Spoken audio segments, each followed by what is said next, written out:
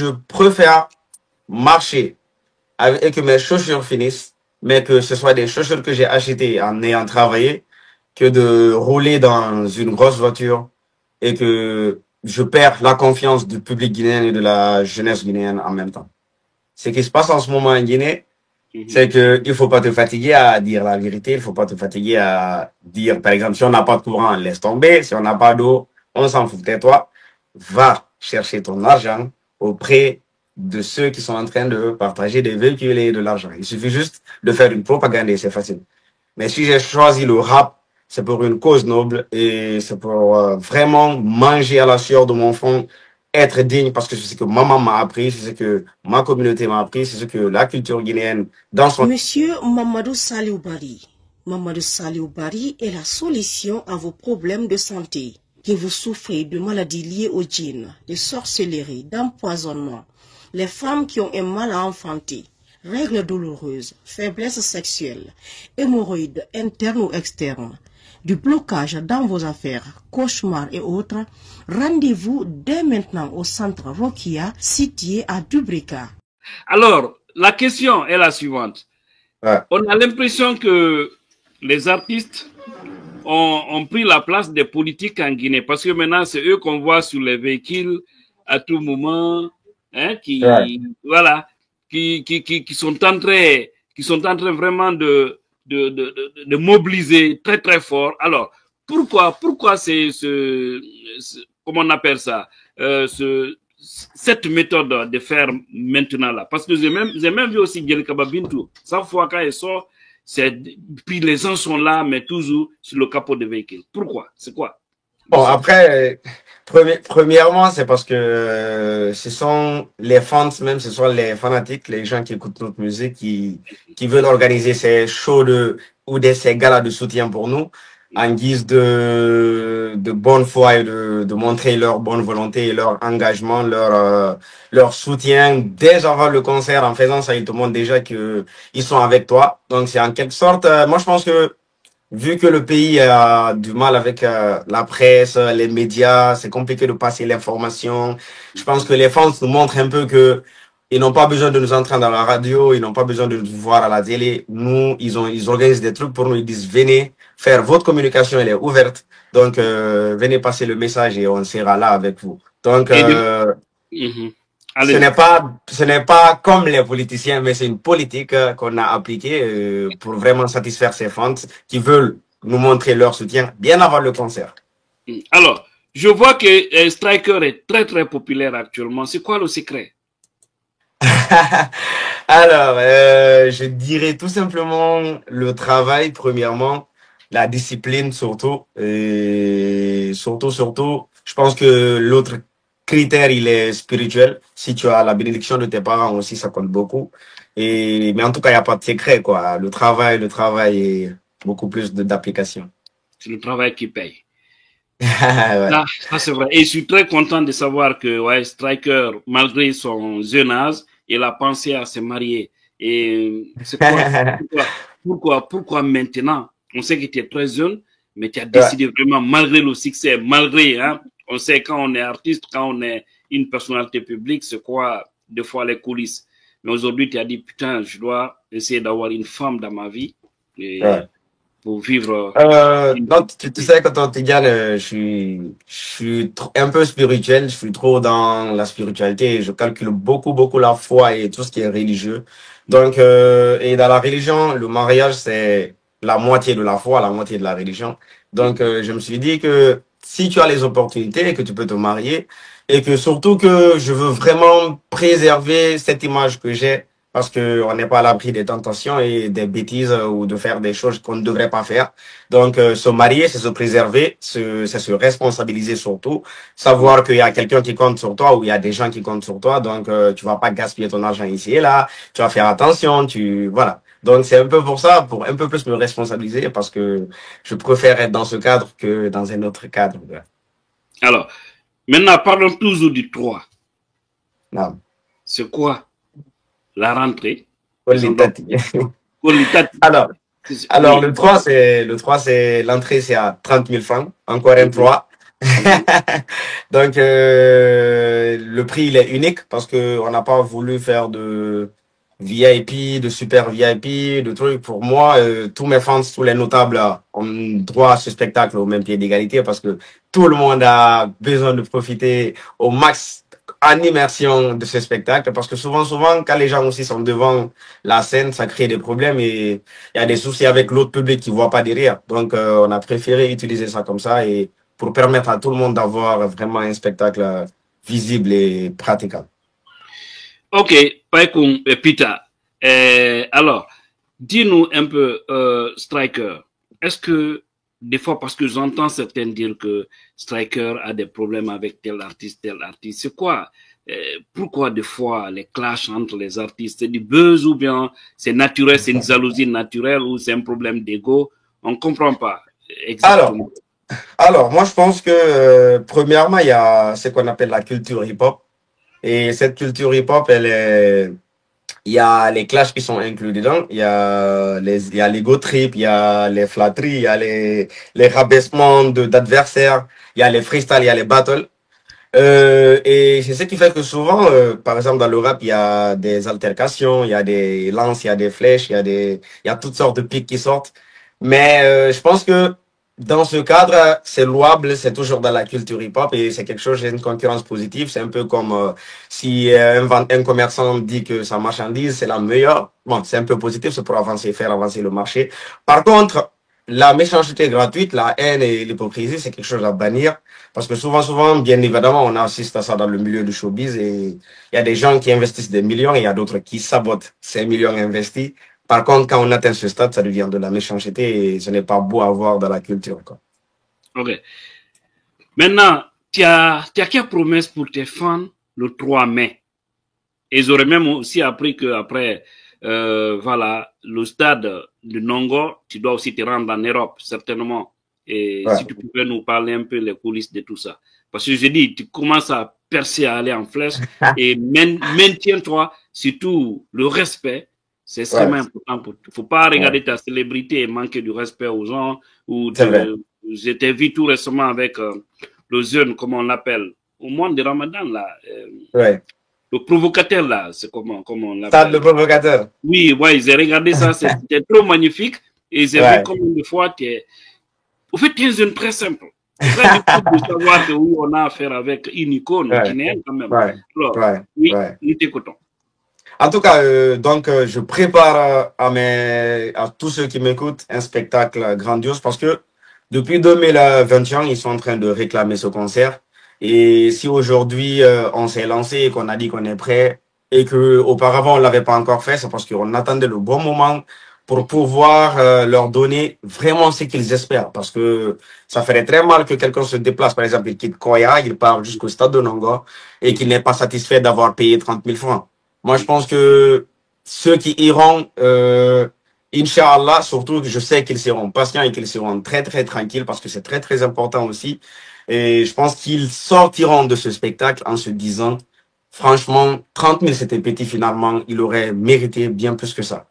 Et par rapport au concert de l'Europe, j'ai un concert en Allemagne le 31 mai aussi, Inch'Allah. C'est un peu un festival qui regroupe beaucoup d'artistes. Et donc, après le stade de Nongo, cap sur là-bas, quoi. Alors, Striker, aujourd'hui, tu es une célébrité et tu n'as pas connu, je le dis comme ça, ton papa. C'est triste quand j'ai écouté ton histoire là. Et aujourd'hui, quand tu vois les hommes venir gauche à droite, Striker, et l'homme qui t'a mis au monde n'est plus là. Qu'est-ce que tu ressens? Alors, franchement, parce que moi, à ma place, j'aimerais pas vraiment que mon fils, par exemple, il réussisse et que je ne sois pas là vraiment pour lui montrer que je suis avec lui et que je suis fier de lui. Et là, malheureusement, comme tu l'as si bien dit, mon papa, il est décédé et il ne verra pas tout ce qui va se passer. Mais je sais que ce monde, il est spirituel et que de toutes les façons, il serait fier s'il est là. Donc, en quelque sorte, je suis fier parce que la femme aussi qu'il a laissée, elle au moins, elle est vivante, alhamdulillah, et elle sera à l'âge. Je suis très très content et je sais qu'il est très très fier de moi. Et ce 3 mai d'ailleurs, c'est, je crois, la journée internationale de la presse. Donc, ça sera une occasion de le rendre hommage parce que c'était un journaliste et éminent qui mérite tous les honneurs du monde entier, quoi. Alors, ça, c'est important. Alors, vous nous suivez sur YouTube et tout comme sur Facebook, Tidja La Puissance. Alors, Striker, nous allons continuer et je vais aussi laisser l'antenne pour tous ceux qui souhaiteraient vraiment appeler en direct pour te poser des questions ou en tout cas, qui pourront aussi nous dire oui, ils seront prêts à acheter les tickets pour aller te donner une force. Parce que, au fait, je suis très fier de toi. Tu sais pourquoi? Vas-y. C'est très facile d'être riche actuellement en Guinée. J'imagine. Je te le fais pas dire. Toute personne qui souhaite être riche actuellement là en Guinée, c'est très facile. Il suffit simplement de dire le nom ou de sentir le nom de quelqu'un. Ouais. Je ne vais pas prononcer son nom, mais je le montre ici en image. Il suffit simplement de dire le nom de ce monsieur pour être millionnaire ou pour avoir un véhicule 4x4. Alors, est-ce que tu n'as pas été contacté pour chanter pour les autorités? Et mais peut-être tu as dit non, je préfère être un artiste du bas peuple. Bon, pas contacté en tant que tel par une autorité, mais souvent, ce qui se passe, c'est que même dans le quartier et un peu partout, on te dit, bon, hey gars, ce qui se passe en ce moment en Guinée, c'est que il faut pas te fatiguer à dire la vérité, il faut pas te fatiguer à dire, par exemple, si on n'a pas de courant, laisse tomber, si on n'a pas d'eau, on s'en fout, tais-toi, va chercher ton argent auprès de ceux qui sont en train de partager des véhicules et de l'argent. Il suffit juste de faire une propagande et c'est facile. Mais franchement, je pense que moi, j'ai choisi la musique premièrement pour passer un message. Si moi, je n'avais pas de message à passer, si ma musique, elle n'apporte pas un plus à une réflexion ou elle ne fait pas réfléchir, je n'aurais pas été artiste et j'arrêterais la musique. Donc, si je voulais être griot aussi, j'allais faire de la mamaya ou j'allais faire un autre genre musical. Mais si j'ai choisi le rap, c'est pour une cause noble et c'est pour vraiment manger à la sueur de mon front, être digne parce que c'est ce que maman m'a appris, c'est ce que ma communauté m'a appris, c'est ce que la culture guinéenne. Voilà. Oui, je suis là. Désolé, c'est les appels. Là, ça va être compliqué. Parce que... Alors. Donc, je disais que je préfère marcher et que mes chaussures finissent, mais que ce soit des chaussures que j'ai achetées en ayant travaillé, que de rouler dans une grosse voiture et que je perds la confiance du public guinéen et de la jeunesse guinéenne en même temps. Ah, ça c'est un message de sagesse. J'espère que voici des artistes qu'il faut vraiment soutenir, cher peuple guinéen. Il faut vraiment soutenir des artistes qui sont là, pas pour un camp, des artistes apolitiques, c'est-à-dire qui sont là pour dire les choses telles qu'elles sont, ou en tout cas pour, même si c'est de chanter les éloges de ceci ou cela, comme on sait des fois, ceux qui, les griots. Mais toi, qu'est-ce qui t'a poussé, Striker, à faire de la musique engagée? Souvent, on te voit dénoncer. Alors moi, déjà, premièrement, je voulais être écrivain et écrivain qui dit écriture dit choisir une thématique. Et c'est dans cette optique d'ailleurs que j'ai fait les lettres modernes en symphonia. Et finalement, j'ai vu que le rap, c'est quelque chose que je pouvais aussi faire. Et je me suis dit, pourquoi ne pas combiner les deux pour pouvoir encore plus passer le message encore plus loin. Et dans ce message, moi, je pense que on est fait de ce qu'on veut exprimer. Et moi, je suis quelqu'un, je déteste l'injustice. Je n'aime pas qu'on manque, qu'on enlève un honneur à quelqu'un d'honorable. Je n'aime pas qu'on accuse quelqu'un d'innocent. Donc, franchement, je me suis dit que si je dois faire de la musique en majorité et que Dieu me donne une lumière, que cette lumière puisse éclairer les lanternes des gens et que cette lumière ne soit pas une lumière que pour moi et que les alentours soient sombres et que je mette les gens dans l'obscurité. Alors, Striker, il y a quelqu'un qui dit, il y a Alpha, il y a Enfant Béni qui dit, tu vas le créer des problèmes. Parle de politique. Mais c'est pas, je vois, il reçoit vraiment des appels, c'est ce qui fait ça. Voilà, très occupé, on comprend. Alors, voilà, Striker, tu es là. C'est pas facile avec les appels. On ne te reçoit pas, on ne t'entend pas, Striker. Non. Là, il faut... Tu dois... Allô? Non, il faut couper, coupe qui rentre. Yeah. Les gens, souvent, ils appellent, c'est bizarre, trop d'appels. Voilà, il va revenir tout de suite. Mais faut pas penser qu'on lui crée, des problèmes. Ça, c'est loin de ça. On lui parle, il parle de son opinion. C'est-à-dire qu'il faut pas mélanger ta musique avec la politique. Déjà, tu as un concert. Ça, c'est pas mélangé. Mais soyez un peu sérieux, vous aussi. On lui pose des questions. C'est par rapport à son opinion. Voilà, c'est pas ce qui va faire que, voilà, son concert ne va pas réussir. C'est un artiste du bas peuple, ça. Voilà, comprenez ça aussi. Franchement, les gens qui appellent là, c'est autre chose.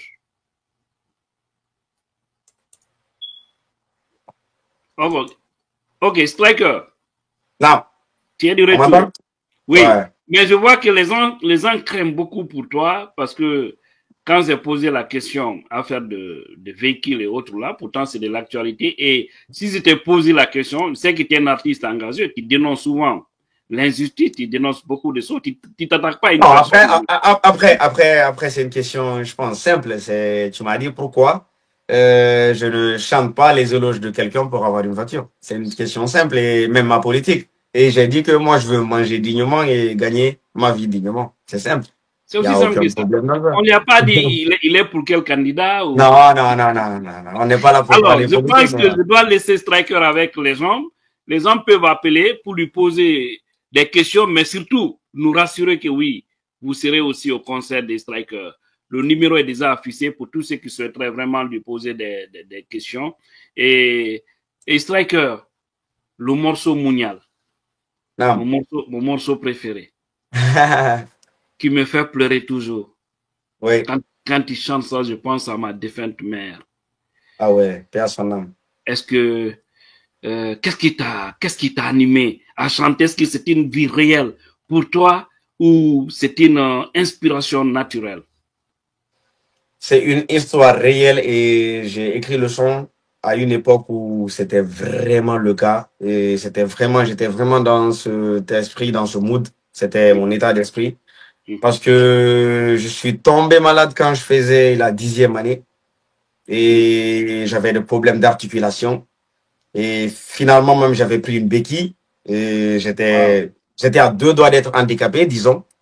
Et durant tout ce processus, la personne qui a été avec moi du début jusqu'à la fin, qui faisait des nuits blanches, qui se privait, qui souffrait, c'était ma maman.